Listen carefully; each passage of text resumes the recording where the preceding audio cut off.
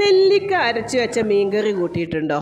ഇല്ലെങ്കിൽ നിങ്ങളിങ്ങനെ ട്രൈ ചെയ്ത് നോക്കട്ടോ. അപ്പോൾ നെല്ലിക്ക ഒരു പാത്രത്തിൽ ഇട്ട് വെള്ളം ഒഴിച്ച് അടുപ്പത്ത് വെച്ച് നന്നായി തിളപ്പിച്ചെടുത്തതിന് ശേഷം അതിൽ കുരു കളഞ്ഞ് കഴുകി നമുക്ക് അരക്കാൻ എടുത്ത് വെച്ച തേങ്ങ, മഞ്ഞൾപ്പൊടി, മല്ലിപ്പൊടി, പെരുംജീരകം, ചെറിയ ഉള്ളി, കറിവേപ്പില, അതിലേക്ക് നെല്ലിക്കും കൂടെ ചേർത്ത് നമുക്ക് അരച്ചെടുത്ത് വെക്കാം. ചട്ടിയിലേക്ക് തക്കാളിയും പച്ചമുളകും അരിഞ്ഞിട്ടതിന് ശേഷം നമുക്ക് ഈ അരച്ച അരപ്പ് ഒഴിച്ച് വെക്കാം കേട്ടോ. അതിലേക്ക് പുളിയും പിഴിഞ്ഞ് ഒഴിച്ചതിന് ശേഷം വെളുത്തുള്ളി ഇഞ്ചി ചതച്ചതും കൂടി ഇട്ട് അടുപ്പത്ത് വെച്ച് നന്നായി തിളപ്പിച്ചെടുക്കുക. തിളച്ച് വരുന്ന സമയത്ത് നമുക്ക് അതിലേക്ക് മീൻ ഇട്ട് കൊടുക്കണം കേട്ടോ.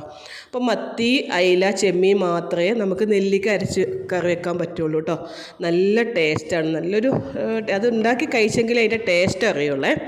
അപ്പോൾ അത് നല്ലപോലെ തിളച്ച് വറ്റിച്ചതിന് ശേഷം നമുക്ക് അതിലേക്ക് ഉലുവ വറവിട്ട് ഒഴിക്കണം. അപ്പോൾ മീൻകറിക്കൊക്കെ ഉലുവയും കറിവേപ്പിലയും കൂടെ വറവിട്ട് ഒഴിച്ച് കഴിഞ്ഞാൽ നല്ല ടേസ്റ്റാട്ടോ. അപ്പോൾ ഇത് ചെയ്യാത്തവരും കൂട്ടാത്തവരും ഒക്കെ ഒന്ന് ട്രൈ ചെയ്ത് നോക്കണേ. നല്ല ടേസ്റ്റുള്ളൊരു നെല്ലിക്ക അരച്ച മീൻകറിയാണേ.